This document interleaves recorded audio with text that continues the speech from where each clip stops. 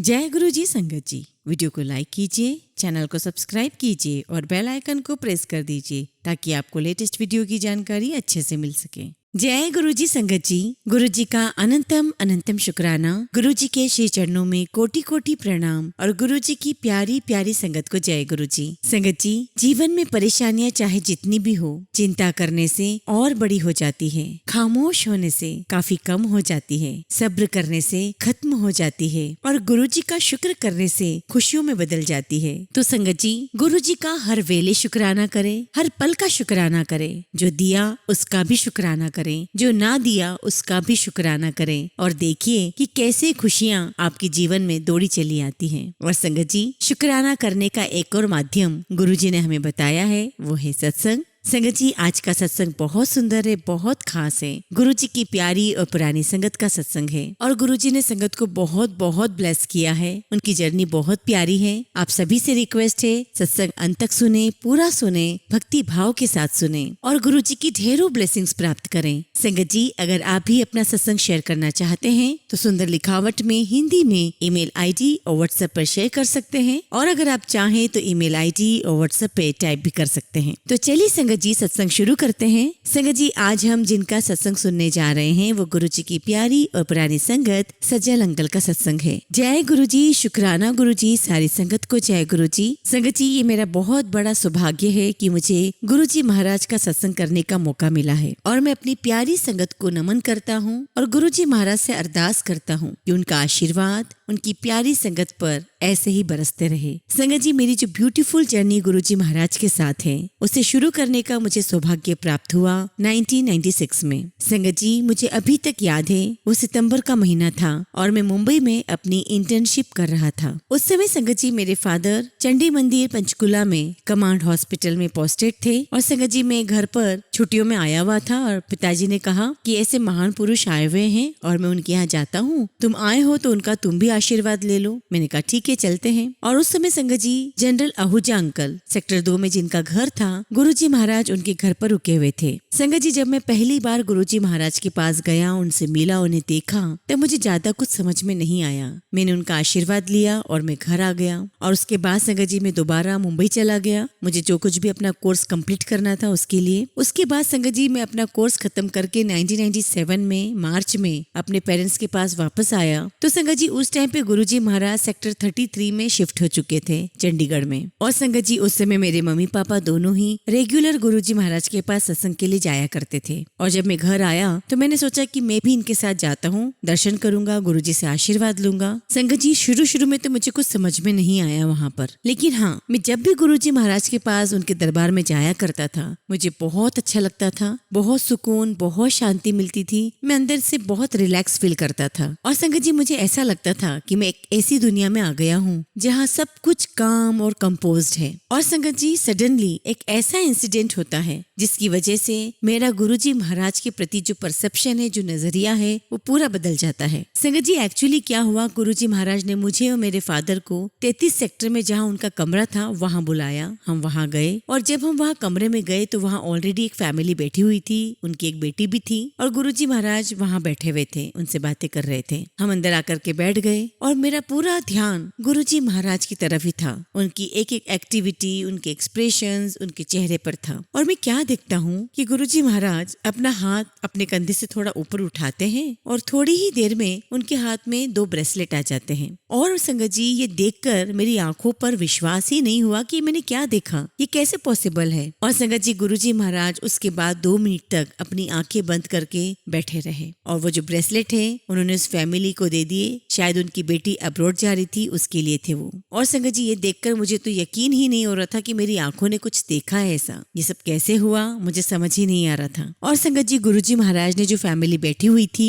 उनकी बेटी को जब ब्रेसलेट दिया तो कहा कि इसे संभाल कर रखना। और उसी दौरान पूरा कमरा गुलाब के पेटल्स के साथ भर गया। पूरे कमरे में बहुत तेज गुलाब की खुशबू बदबू आ रही थी। और संगत जी तब मुझे लगा कि गुरुजी महाराज इस धरती से नहीं है, क्योंकि मेरे लिए समझ पाना बहुत मुश्किल था कि मैं देख रहा हूँ और मेरी आंखों के सामने गुरुजी के हाथ खुले हुए हैं और उनके हाथ पे 2 गोल्डन कलर के ब्रेसलेट ऐसे आ जाते हैं जैसे किसी ने उनके हाथों में रखे हों। और ये समझ पाना मेरे लिए बहुत मुश्किल था, क्योंकि ये सब कुछ मैंने अपनी आंखों से देखा था। और संगत जी ऐसे ही धीरे धीरे मेरा उनके प्रति विश्वास गहरा होता चला गया और मैं गुरुजी महाराज के पास रेगुलर आने लगा। और इसी बीच संगत जी मैंने एक जॉब ले ली थी BRA शेड्यूल कॉलेज में, जो कि चंडी मंदिर से पास में ही पड़ता था। और संगत जी इसी बीच में मुझे वहाँ पर पता चला कि कोई जॉब की वैकेंसी निकली है हरियाणा गवर्नमेंट के अंदर। और संगत जी मैंने पापा को आकर के बताया कि ऐसी बात है, तो पापा ने बोला कि आप फॉर्म भरो, आप अप्लाई करो। और उसी शाम को मेरे पापा गुरुजी महाराज के पास गए और उन्हें फॉर्म दिखाया और बताया कि ऐसी बात है, तो बेटा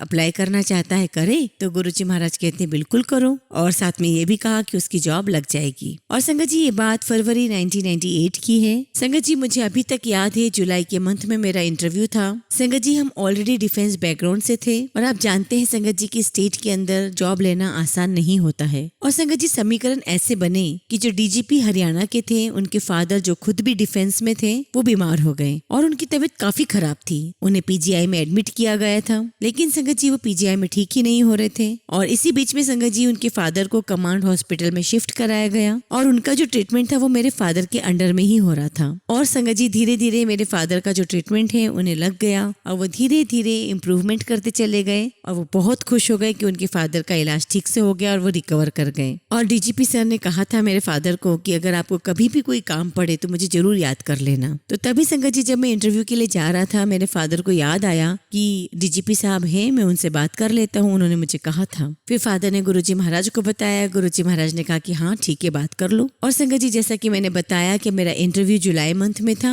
और मेरा इंटरव्यू कुछ खास नहीं गया था। और संगत जी शाम को ही फोन आ गया कि आपके बेटे का सिलेक्शन हो गया है। और संगत जी जबकि रिजल्ट अक्टूबर में निकलना था और संगत जी रिजल्ट डिक्लेयर हुआ, मेरा सिलेक्शन हो चुका था और मैंने दिसंबर में जॉब को ज्वाइन कर लिया। संगत जी जब मैंने जॉब को ज्वाइन किया तो मैंने बहुत कोशिश की, बहुत हाथ पैर मारे कि मुझे पोस्टिंग जो है घर के आसपास ही कहीं मिल जाए, पंचकुला के आसपास कहीं मिल जाए। लेकिन संगत जी मुझे पोस्टिंग मिली गुड़गांव। और संगत जी गुड़गांव में गुरु महाराज थे, तब तक गुरु जी वहाँ आ चुके थे। और जब मैं गुरु जी महाराज के दरबार में गया तो मुझे कहा गुरुजी महाराज ने कि मैं तेनू इत्थे ही रखना है, अपनी कॉल ही। तो संगत जी मेरी जितनी भी सर्विसेज रही है वो इसी एरिया के आसपास रही है। और गुरुजी महाराज मुझे कहा करते थे कि तू गरीबों की सेवा किया कर। और संगत जी आज भी मैं गुरुजी महाराज की उस आज्ञा का पालन कर रहा हूँ। मैं जहाँ कहीं भी पोस्टेड रहता हूँ, अगर मेरी पोस्टिंग रूरल एरियाज में है, गाँव के क्षेत्र में है, तो मैं कोशिश करता हूँ कि जो इलाज है वो लोगों का मैं फ्री कर सकूँ या कम से कम इलाज में कर सकूँ। तो संगत जी जैसा कि मैंने बताया कि किस प्रकार से मेरी गुरुजी महाराज के साथ जर्नी रही यहाँ तक की और मैं कैसे जुड़ा और मेरा विश्वास कितना अटूट बनता चला गया। संगत जी मैं आपको थोड़ा सा दोबारा पीछे ले जाऊंगा। जैसा कि मैंने आपको बताया कि मेरे फादर की जो पोस्टिंग थी चंडी मंदिर पंचकुला में थी, कमांड हॉस्पिटल में एज ए सीनियर एडवाइजर। तो कभी कभी गुरुजी महाराज मेरे फादर के ऑफिस में आ जाया करते थे। एक बार गुरुजी फादर के ऑफिस में आए और कहा मेरा ना डॉक्टर साहब एक काम करो, टेस्ट करा दो। और संगत जी मेरे फादर ने अपने लैब असिस्टेंट को बुलाया और कहा कि ब्लड सैंपल ले लो और जो भी सारे टेस्ट होते हैं वो सारे टेस्ट करके रिपोर्ट लेकर के आओ। लैब असिस्टेंट सारे ब्लड सैंपल्स ले गया। उसको आधा पौना घंटा से ज्यादा हो गया, वो अपनी रिपोर्ट लेकर ही नहीं आ रहा था। और संगत जी 1 घंटे के बाद वो लैब असिस्टेंट नीचे आता है, लेकिन जब वो नीचे आया तो उसके चेहरे की हवाइयां उड़ी हुई थी, बहुत टेंस दिख रहा था वो। तो मेरे फादर ने उनसे पूछा कि क्या हुआ। तो उसने कहा कि मैं जितनी बार भी रिपोर्ट बना रहा था, टेस्ट ले रहा था, उतनी बार मुझे समझ में नहीं आ रहा था कि इनकी ब्लड शुगर कभी 20 आ रही थी, कभी 30 आ रही थी, कभी 40 आ रही थी। और मैं कर करके थक गया, लेकिन यही बार इसकी रीडिंग आ रही थी। मुझे समझ में नहीं आ रहा कि ये इंसान जिंदा कैसे है। मुझे तो लगता है कि ये इस धरती के ही इंसान नहीं है। और संगत जी गुरुजी महाराज वहीं बैठे हुए थे, तो उन्होंने सारी बातें सुनी और कहा कि तुझे क्या लगता है कि मैं तेरे पास टेस्ट कराने आया हूँ? मैं तुझे ब्लेस करने आया हूँ। और संगत जी गुरुजी महाराज ने लैब असिस्टेंट को ब्लेस किया। तो संगत जी छोटे छोटे इंसिडेंट है और किस प्रकार से गुरुजी महाराज आ जाया करते थे हॉस्पिटल में और इवन सारे पेशेंट को ब्लेस करके चले जाया करते थे। संगत जी जब गुरुजी महाराज छोटे मंदिर आ गए तब मेरे फादर की जो पोस्टिंग है वो कलकत्ता हो गई और मैं ऑलरेडी हरियाणा में पोस्टेड था। और संगत जी मैं गुरुग्राम डिस्ट्रिक्ट में पोस्टेड था और वहाँ पर एक जगह है सोना के नाम से, मैंने वहीं पर अपने अकोमोडेशन ले रखा था। और संगत जी तब मेरा भी मन होता था कि मैं इस बीच में गुरुजी महाराज के पास चला जाऊं, उनके दर्शन कराऊं। और ये बात होगी लगभग 2001 या 2002 की। उस टाइम संगत जी रोड्स भी छोटी हुआ करती थी और ट्रांसपोर्टेशन भी बहुत कम होता था और बसें भी ज्यादा नहीं चला करती थी। एक दिन संगत जी मेरा बहुत मन हुआ कि चलो मैं गुरुजी महाराज के पास छोटे मंदिर दर्शन कराता हूँ। और संगत जी रास्ते में सिकंदरपुरा का जो पुल पड़ता था वहाँ बहुत ट्रैफिक जैम हुआ करता था। तो संगत जी मैं उस टाइम थोड़ा जल्दी पहुँच गया 5 बजे के आसपास और मंदिर खुलता था शाम को 7 बजे। तो संगत जी रास्ते में एक छोटा सा गाँव आता था और वहाँ पे एक टी स्टॉल था, तो मैं वहाँ रुक गया चाय वाय पीने के लिए। मैंने सोचा कि थोड़ा सा यहाँ पर टाइम पास कर लेता हूँ जब तक कि गुरुजी का दरबार खुल जाएगा। और जैसे ही संगत जी 6:30 हुई मैं मंदिर पहुँच गया गुरुजी के पास और दरबार में संगत जी में जाके चुपचाप पीछे जाकर के बैठ गया। संगत जी शब्द कीर्तन हुआ, लंगर प्रसाद चाय प्रसाद हुआ और लंगर के बाद धीरे धीरे संगत गुरुजी महाराज से आज्ञा लेकर के जाने लगती थी। और संगत जी रात हो रही थी, 11 बज चुके थे। तो मैंने सोचा कि ज्यादा कुछ होगा तो बाहर निकल जाऊंगा, आसपास कहीं ऐसे टाइम पास कर लूंगा या फिर मैं किसी से लिफ्ट ले लूंगा जो मुझे कहीं तक छोड़ देगा। और संगत जी उस टाइम मुझे बिल्कुल भी आइडिया नहीं था कि कहाँ जाना है, क्योंकि मैं गुड़गांव में नया था, किसी को जानता नहीं था। तो संगत जी जैसे मैं गुरुजी महाराज के पास आज्ञा लेने के लिए गया तो गुरुजी महाराज मुझे देख करके कहते हैं तू किस तरह आ गया। अब संगत जी हिम्मत तो बिल्कुल भी नहीं होती थी गुरुजी महाराज के सामने कुछ भी बोलने की। मैं हाथ जोड़ करके खड़ा हो गया तो गुरुजी महाराज कहते हैं कि तू फिर किस तरह जावेगा, और मैं तब भी चुप होके खड़ा रह गया। इतने में संगत जी गुरुजी महाराज ने अर्जुन अंकल को कहा कि तुम इसको छोड़ कर आओ। तो संगत जी अर्जुन भैया की पूरी फैमिली, उनके फादर साहब जो कर्नल थे, अर्जुन भैया और उनके जो भाई हैं छोटे परीक्षित, और वो अपनी कार में मुझे सोना तक छोड़कर आए जहाँ मैं रहता था। और संगत जी ये डिस्टेंस छोटे मंदिर से कम 55 किलोमीटर दूर था। उन्होंने मुझे रात के 12 बजे छोड़ा और वो वापस दोबारा वहाँ गए दिल्ली की तरफ। और मुझे बहुत ऑड फील हुआ कि इनको कितनी परेशानी हुई होगी मेरी वजह से। तो जब मैं उतरा संगत जी तो मैंने उनसे कहा कि मैंने बड़ी आपको तकलीफ दी यहाँ तक आने के लिए। तो उन्होंने कहा कि अरे तकलीफ किस बात की, ये तो गुरुजी महाराज का आदेश था, ये तो हमारे लिए उनकी ब्लेसिंग्स थी, इसमें तो हमारे कुछ जरूर कर्म कटने थे। और जब संगत जी मैं घर में जाकर के बैठा तो मैं सोचने पर मजबूर हो गया कि मैं कहाँ इतना छोटा सा मामूली सा इंसान, लेकिन गुरुजी महाराज की दयालुता देखिए, उन्होंने मेरे बारे में भी सोचा, मेरी भी चिंता की और मुझे सही सलामत घर तक पहुँचाया। और संगत जी मैंने हाथ जोड़ के गुरुजी महाराज का नमन किया, उन्हें बहुत बहुत शुक्राना किया। और संगत जी इसी प्रकार से टाइम बीतता चला गया और महीना हो गया और फिर से मन में इच्छा पैदा हुई कि चलो मैं चलता हूँ गुरुजी महाराज के दर्शन करने जाता हूँ। और मैंने फिर से संगत जी वही बस पकड़ी और पहुँचते पहुँचते मैं दोपहर तक गुरुजी महाराज के पास पहुँच गया। और संगत जी जब मैं दरबार में पहुंचा तो हमेशा की तरह जैसे संगत आती थी वो आती चली गई। दरबार सज गया, शब्द कीर्तन हुए, चाय प्रसाद आए, लंगर प्रसाद हुआ और लंगर के बाद सभी संगत गुरुजी महाराज के पास अपनी आज्ञा लेने के लिए पहुंच गए। अब संगत जी मैं भी उठूं बैठूं, कभी छिपूं कि मैं कैसे जाऊं गुरुजी महाराज के पास, पर खैर मैं भी लाइन में लग गया गुरुजी महाराज के पास आशीर्वाद लेने के लिए। और जैसे मैं गुरुजी महाराज के सामने गया, गुरुजी महाराज ने मुझे वही पूछा, तो फिर आ गया? मैं वही हाथ जोड़ के खड़ा रहा। और संगत जी वहाँ दरबार में बिरला साहब की शायद नाती या पोती थी जिसका नाम बिंदा था। तो गुरुजी महाराज ने कहा उनसे कि अपने ड्राइवर को कहो कि इसे छोड़ कर आए। और संगत जी मैं वहाँ सोच में पड़ गया कि देखो गुरुजी महाराज अपनी एक एक संगत का कितना ख्याल रखते हैं। और जो उनका ड्राइवर था वो मुझे सोना तक छोड़ कर आया, जैसा कि मैंने बताया कि 55-50 किलोमीटर का वो डिस्टेंस था। और संगत जी मैंने गुरुजी महाराज का बहुत बहुत शुक्राना किया। तो संगत जी मुझे बताने का मतलब यह था कि देखिए गुरुजी महाराज अपनी एक एक संगत का कितना ध्यान रखते हैं। संगत को कब आना है, कैसे आना है, कैसे जाना है, हर चीज का वो ख्याल रखते थे। और संगत जी ऐसे करके 2-3 महीने और निकल गए और फिर से मेरे मन में तीव्र इच्छा हुई कि गुरुजी महाराज के दर्शन करके आता हूँ। उसी प्रकार से मैंने बस पकड़ी और गुरुजी महाराज के दरबार में पहुँच गया। अब इस बार संगत जी क्या हुआ कि सारी संगत चली गई, रात के 3-4 बज रहे होंगे और मैं था और लगभग 2-4 संगत और रही होंगी। और संगत जी अब तो मेरी हिम्मत ही नहीं हुई कि मैं गुरुजी महाराज के सामने जाऊं और आज्ञा लूं। और संगत जी गुरुजी महाराज उठे और वहीं आसपास थोड़ा चहलकदमी करने लगे और उनकी दृष्टि मुझ पर पड़ गई। तो गुरुजी महाराज मुझे देखते बोलते हैं, तू इथे ही है, तू गया नहीं, तू किवे जाएगा? अब संगत जी मैं तो हाथ छोड़ के फिर से गुरुजी महाराज के सामने खड़ा हो गया। और संगत जी अचानक गुरुजी महाराज के मुंह से निकला, जा तेरा कल्याण किता। लेकिन संगत जी मुझे इन मैजिकल वर्ड्स का मतलब नहीं पता था। कल्याण किता बुद्धि थी नहीं, समझ में आया नहीं कि क्या कल्याण हो गया मेरा। तभी गुरुजी मुझे कहते हैं कि चल तू ऐसा काम कर कि तू इथे ही सो जा, और सवेरे चाय प्रसाद लेकर के आशीर्वाद लेके फिर जाना। और संगत जी मैंने गुरुजी महाराज को हाथ जोड़ा और ये मेरा सौभाग्य रहा कि मैं उस रात को गुरुजी महाराज के छोटे मंदिर में ही सोया। और संगत जी मुझे याद है आज भी कि वहाँ जो मुझे नींद आई वैसी नींद मुझे कभी नहीं आई। मुझे याद है कि बस मैंने आंखें बंद करी और कब सुबह हो गई मुझे पता ही नहीं चला। सेवादार अंकल आए, उन्होंने मुझे चाय प्रसाद दिया, मैंने चाय प्रसाद ग्रहण किया और जैसे गुरुजी महाराज की आज्ञा थी मैंने उनके कमरे के दरवाजे के बाहर से उन्हें मत्था टेका, आशीर्वाद लिया और मैं चला गया। तो संगत जी बताने का मतलब ये है कि इतना प्यार, इतनी इज्जत, इतना रिस्पेक्ट, इतनी ममता गुरुजी महाराज ने हमें दी है, सभी संगत को दी है और अभी तक वो सभी संगत को देते आ रहे हैं। और मैं गुरुजी महाराज से अरदास करता हूँ कि उनका ये प्यार अपनी सारी संगत पर ऐसा ही बना रहे। अब संगत जी मेरी ब्यूटीफुल जर्नी गुरुजी महाराज के साथ चलती रही। अब संगत जी मेरी लाइफ में वो मोमेंट आ गया था जहाँ मैंने हर चीज के लिए सोचना छोड़ दिया था, क्योंकि मन में इस बात का सुकून था कि गुरुजी महाराज मेरे साथ हैं, जो कुछ करना है वो उन्हें ही करना है, जो निर्णय लेंगे वो गुरुजी महाराज लेंगे। और बस संगत जी इसी प्रकार से टाइम निकलता चला गया और इसी बीच में मेरे फादर का ट्रांसफर कलकत्ता से लखनऊ हो गया। और संगत जी जब मेरे फादर का ट्रांसफर लखनऊ हुआ तो गुरुजी महाराज ने मेरे फादर से कहा कि ये जो तेरी ट्रांसफर है इसको तू चेंज करवा ले।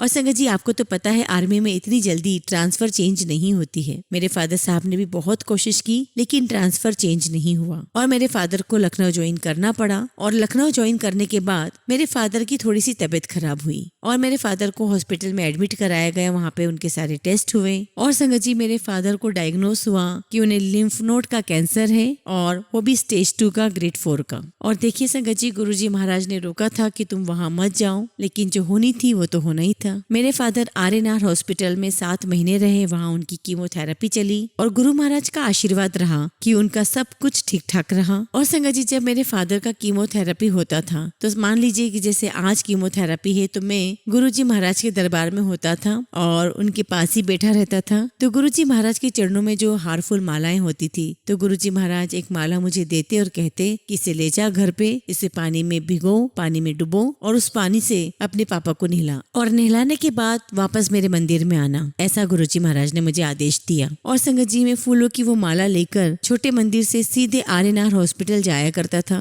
और आप मानोगे नहीं संगत जी, इतनी हाई सिक्योरिटी वहाँ हुआ करती थी आर्मी की, कोई मुझे रोकता नहीं था। और संगत जी मैं रात में 12 बजे फादर के पास पहुंचता था हॉस्पिटल में, फूलों की माला को पानी में डालता था, उन्हें नहलाता था और दोबारा मैं फिर गुरुजी के दरबार में जाता था। और जब अगले दिन कीमो हुआ करती थी तो मैं उनके पास जाया करता था, वहीं रहता था और मेरे फादर बड़े आराम से अपनी कीमोथेरेपी लेते थे। लेकिन वहीं दूसरी ओर संगत जी बाकी लोग जो पेशेंट वहाँ पर अपनी कीमोथेरेपी ले रहे थे उनकी बहुत बुरी हालत थी। कोई वॉमिट कर रहा है, किसी को तकलीफ हो रही है, किसी का जी घबरा रहा है, किसी को दर्द हो रहा है, सबकी बहुत अलग अलग तकलीफें थी। लेकिन मेरे फादर बहुत आराम से लेटे होते थे और बहुत अच्छे से वो अपनी पूरी साइकिल कंप्लीट करवाया करते थे। और संगत जी मेरे फादर की 6 साइकिल हुई कीमोथेरेपी की और हर बार गुरुजी महाराज से मैं फूलों की माला लेकर आया करता था, उन्हें नहलाता था और बड़ी स्मूथली उनकी कीमोथेरेपी हुई। तो संगत जी बाद में मेरे फादर ने गुरुजी महाराज से पूछा कि आपने जो मुझे ठीक किया है ये मुझे आप बिना तकलीफ के भी तो ठीक कर सकते थे। तो गुरुजी महाराज ने कहा कि तेरे कर्म थे जिन्हें अगर तू नहीं काटता तो ये अगले जन्म में ये तेरे कर्म तुझे भोगने पड़ते। मैंने बड़ा आसान कर दिया कि तूने इसी कर्म को अपने इसी जन्म में बड़े आसानी से काट लिए हैं, वरना अगले जन्म में शायद इससे भी ज्यादा तुझे तकलीफ होती। संगत जी गुरुजी महाराज का हर एक संगत को ठीक करने का ट्रीटमेंट अलग अलग है और सबके जैसे कर्म होते हैं संगत जी, उसी हिसाब से गुरुजी महाराज भी सबको ठीक किया करते थे। और इसी बीच में संगत जी 2003 में मेरी शादी हुई, वो भी गुरुजी महाराज के आशीर्वाद से। संगत जी गुरुजी महाराज मेरी शादी में भी आए और हमने शादी में गुरुजी महाराज का आसन भी बनाया था और सारे जो हमारे गेस्ट आए हुए थे उन सभी ने गुरुजी महाराज का आशीर्वाद भी लिया था। और इसी बीच में संगत जी 2004 में हमें एक बिटिया हुई और उसका नाम भी गुरुजी महाराज ने ही रखा। और संगत जी मेरी बेटी जब हुई तो 20 दिन के बाद हम उसको सबसे पहले छोटे मंदिर ही लेकर गए। मुझे अभी तक याद है जहाँ हम बैठे थे वहीं से गुरुजी महाराज के कमरे का दरवाजा खुलता था और मेरी मदर ने मेरी बेटी को अपनी गोद में लिया हुआ था। और जैसे ही गुरुजी महाराज आए तो सब खड़े हुए तो मेरी मदर भी खड़ी हुई और मेरी बेटी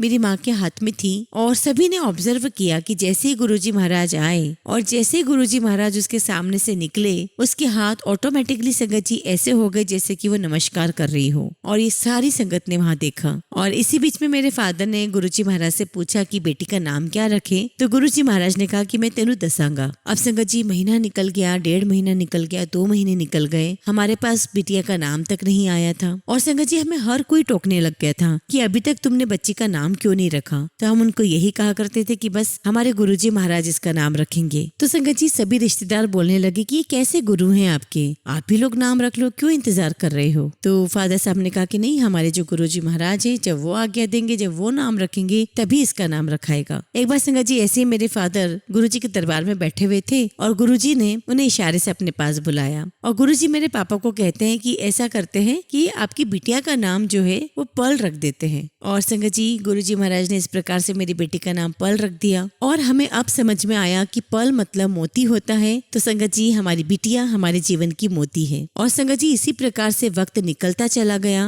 और मुझे अभी तक याद है 2004 का अगस्त का महीना। और संगत जी मैं आपको बताऊंगा कि कैसे गुरुजी महाराज ने मुझे नई लाइफ दी। और संगत जी जो मेरी लाइफ में होना था उससे मुझे बचाया और गुरुजी महाराज ने मुझे एक नई लाइफ दी। और संगत जी ये बात हमें बाद में पता चली जब गुरुजी महाराज ने दरबार में किसी से कहा कि मैंने एनू नई लाइफ देती है। अब संगत जी वो इंसिडेंट क्या था वो मैं आपको बताता हूँ। मेरी पोस्टिंग संगत जी बहुत दूर थी और जो पोस्टिंग हुई थी संगत जी वो गुड़गांव से काफी दूर थी, 50 किलोमीटर के लगभग थी। और तब तक मेरी शादी हो चुकी थी। और संगत जी ये बात 2004 की है। और संगत जी बीच बीच में गुरुजी महाराज मेरे पेरेंट्स को सुबह के वक्त छोटे मंदिर बुला लिया करते थे। तो संगत जी एक दिन गुरुजी महाराज ने मेरी मदर को कहा कि अपने बेटे को कहे कि फरलो ले ले। अब संगत जी शायद आप सबको पता होगा कि फरलो मतलब क्या होता है। संगत जी फरलो मतलब क्या होता है कि जॉब के अंदर आप जाओ मत और अगर कोई नहीं आया है तो उसकी जगह पर आप साइन कर दो, जिससे आपकी प्रेजेंस काउंट हो जाती है और आपको छुट्टी भी मिल जाती है। और संगत जी उस टाइम पे मेरी जॉब भी नई नई लगी थी, 3-4 साल ही हुए थे। और संगत जी उस टाइम पर ऐसा था कि जॉब है तो जाना ही है। लेकिन संगत जी गुरुजी महाराज का जो हुक्म था वो तो मानना ही था, वो तो सर आंखों पर है। और इसी बीच में मेरी मदर ने मुझे बताया कि गुरुजी महाराज ने ऐसा कहा है। तो मैंने कहा कि ठीक है मम्मी, आपने जैसा कहा है मैं पूरी आज्ञा का पालन करूंगा। और संगत जी 2-3 दिन में फिक्र हुआ करती थी कि कहीं ऐसा ना हो कि पीछे से कोई आ जाए और मेरी कहीं इंक्वायरी ना हो जाए कि किधर है। और संगत जी इस प्रकार से 2-3 दिन निकल जाया करते थे। मैं फिर वहाँ जाकर के ऑफिस में जाके अपने अटेंडेंस डलवा कर आ जाया करता था और मैं एप्लीकेशन देकर आ जाया करता था कि 2-3 दिन में छुट्टी पर रहूंगा और मैं घर पे आराम किया करता था। और फिर थोड़े दिन बाद फिर ऑफिस चला जाया करता था साइन करने के लिए, फिर नई एप्लीकेशन लिख देता था। और संगत जी इस प्रकार से महीना 1.5 महीना निकल गया और बारिश का समय आ गया था। और संगत जी 25 अगस्त सन 2004 की बात है। और संगत जी ऐसे एक दिन मुझे 4-5 दिन घर पर हो गए थे, जैसे कि गुरुजी महाराज ने मुझे कहा था कि तू फरलो ले। और संगत जी मुझे काफी फिक्र हो रही थी क्योंकि मैं 4-5 दिन से ऑफिस गया नहीं था और मुझे बहुत फिक्र हो रही थी कि कहीं मेरी इंक्वायरी ना बैठ जाए। संगत जी मैं अपने घर से राजीव चौक जाया करता था। राजीव चौक पर स्कूटर पार्क करके वहाँ से बस पकड़ता था। और संगत जी उस दिन काफी बारिश थी और मुझे अच्छे से याद है कि उस दिन वो सीजन की लास्ट बारिश थी और बहुत मूसलाधार बारिश हो रही थी। और संगत जी फिर मैंने स्कूटर स्टार्ट किया और बारिश में ही मैं राजीव चौक पहुंचा और मैंने स्कूटर पार्क किया और बस पकड़ी और मैं ऑफिस चला गया। और संगत जी उस दिन नॉन संगत डे था और मेरे पेरेंट्स गुरुजी महाराज के दरबार में यानी कि छोटे मंदिर में थे, अपनी सेवा दे रहे थे। और संगत जी उस दिन दोपहर को लगभग 2:30-3 बजे में वापस आया राजीव चौक पर और मैंने अपना स्कूटर उठाया और मैं वापस आने लग पड़ा। अब संगत जी देखिए मैं आ रहा हूँ और उसी दौरान मेरे पेरेंट्स गुरुजी महाराज के पास दरबार में बैठे हुए हैं और बातें कर रहे हैं। संगत जी मैं ऑन द वे आ रहा था और बारिश बहुत मूसलाधार हो रही थी। और संगत जी एक क्रॉसिंग ऐसा आया जहाँ पर क्वालिस बैक कर रही थी। टोयोटा की जो गाड़ी है क्वालिस वो बैक कर रही थी। और संगत जी मैंने पीछे से हॉर्न भी दिया लेकिन शायद तेज बारिश में उसने सुना नहीं। और संगत जी फिर मैंने स्कूटर स्लो किया और उसने मुझे इशारा किया कि आप निकलो। और संगत जी जैसे उसका इशारा मिला मैंने एक्सीलेटर दबाया और मैं आगे की ओर निकला। और संगत जी इसी बीच क्या होता है, गुरुजी महाराज मेरी मदर से पूछते हैं बेटा किथे है। तो संगत जी मेरी मदर ने गुरुजी को जवाब दिया कि गुरुजी उसे 5-6 दिन हो गए थे वो ऑफिस नहीं गया था और उसे बड़ी चिंता लग रही थी कि कहीं कोई पीछे से बातचीत ना हो जाए, कोई इंक्वायरी ना हो जाए, तो वो एक बार होकर आना चाहता था। और गुरुजी फिर एकदम से कहते हैं कि वक्त का पता नहीं होता अब संगत जी वहीं दूसरी ओर मैं अपनी गाड़ी पर जा रहा था और सामने से जो स्कूल की वैन आती जिसमें बच्चों को छोड़ने जाते हैं, उस वैन के साथ मेरी बहुत बुरी तरीके से टक्कर होती है। और क्योंकि संगत जी ऐसा इसलिए हुआ क्योंकि मैंने अपनी गाड़ी की स्पीड पिकअप कर ली थी। संगत जी मेरी स्कूटर टूट गई, मेरा हेलमेट टूट गया और मैं नीचे गिर चुका था। और वैन में से 2-4 लोग निकले, उन्होंने मुझे उठाया, मुझसे पूछा कहाँ रहते हो, मैंने घर का एड्रेस बताया और उन लोगों ने मुझे वहां पर छोड़ा। मेरे नाक से बहुत खून आ रहा था और जैसे मैं घर पहुंचा मेरी वाइफ ने मुझे देखा, उसे मुझे देख करके इतनी फिक्र हुई, उसने मेरी मम्मी को फोन कर दिया। तो संगत जी मेरी वाइफ ने जब मेरी मदर को फोन किया और मेरी मदर ने जब गुरुजी को बताया कि मेरे बेटे का ऐसे ऐसे एक्सीडेंट हो गया है, तो मेरी मदर गुरुजी को कहती है कि मैं तो कहीं नहीं जाऊंगी, मैं यहीं रहूंगी। और मेरे फादर वहां से दौड़े दौड़े आए, मुझे सीधे आर्मी हॉस्पिटल एडमिट कर दिया। और संगत जी मेरा इलाज शुरू हुआ। मेरे को वैसे तो सब कुछ ठीक था लेकिन मेरी नाक में चोट आई हुई थी, मुझे नाक में और थोड़े लिप्स पर स्टिचेस आए थे। और गुरु महाराज ने मेरे फादर को कहा था कि इसको वहीं स्टिचेस लगवा करके इलाज करवा के छोटे मंदिर ले आना। और संगत जी मैं हॉस्पिटल से सीधे छोटे मंदिर पहुंचा, मैंने गुरुजी महाराज का आशीर्वाद लिया, मैंने लंगर किया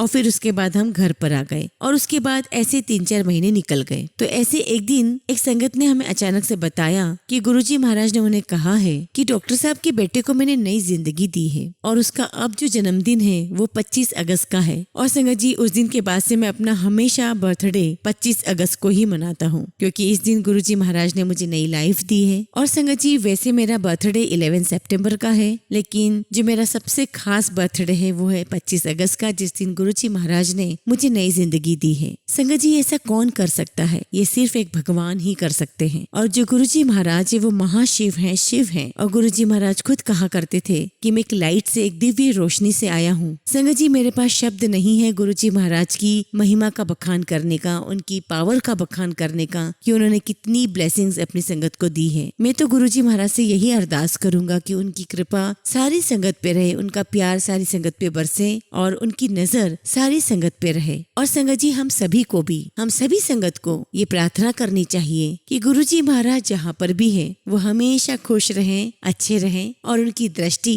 पूरी संगत पर पड़ती रहे। और संगत जी मैं जब भी घर से बाहर निकलता हूँ मैं गुरुजी महाराज का आशीर्वाद लेकर निकलता हूँ, उनको अपने साथ लेकर निकलता हूँ कि गुरुजी महाराज आप मेरे साथ चलिए, मेरे हर पल मेरे साथ रहिए। संगत जी एक छोटा सा सत्संग में अपनी ग्रैंड मदर का शेयर करता हूँ। जब मेरे फादर कोलकाता में पोस्टेड थे और ये सन 2000 की बात है और अचानक मेरे फादर के पास फोन जाता है कि जो मेरी दादी है उनकी तबीयत बहुत खराब है और उन्हें एडमिट करा दिया जाता है कमांड हॉस्पिटल में। क्योंकि संगत जी मेरे फादर डिफेंस में थे तो ये मेरी मदर इन लोग को ऑथराइजेशन था कि वो वहाँ जाकर के आर्मी हॉस्पिटल में एडमिट हो सकती थी। और जैसे मेरे फादर को खबर मिलती है संगत जी वो ट्रेन की बुकिंग करवा करके टिकट लेकर के वो आने लगते हैं। इसी बीच में संगत जी मेरी बुआ की जो बेटी है मंजरी, उस टाइम गुरुजी महाराज वहीं जालंधर में ही थे। और संगत जी वहाँ पर जो हमारा घर है वो गुरुजी महाराज के मंदिर से 3-4 किलोमीटर दूर ही था। तो मंजरी तुरंत भाग करके वहाँ जाती है और वो मत्था टेकने जाती है और अरदास करती कि मेरी नानी की तबीयत बहुत खराब है, वो एडमिट है और डॉक्टर ने जवाब दे दिया है। और संगत जी वो बाहर बैठ करके बहुत रो रही होती है और अचानक ही वहाँ पर सुदाम जी आते हैं और उससे पूछते हैं कि तुम रो क्यों रहे हो। तो वो सब कुछ बताती है और कहती है कि मेरी नानी एडमिट है जालंधर हॉस्पिटल में और बहुत सीरियस है और डॉक्टरों ने जवाब दे दिया है। तो सुदाम जी ने कहा कि गुरुजी महाराज तो अभी अंदर है, मैं उन्हें बता दूंगा,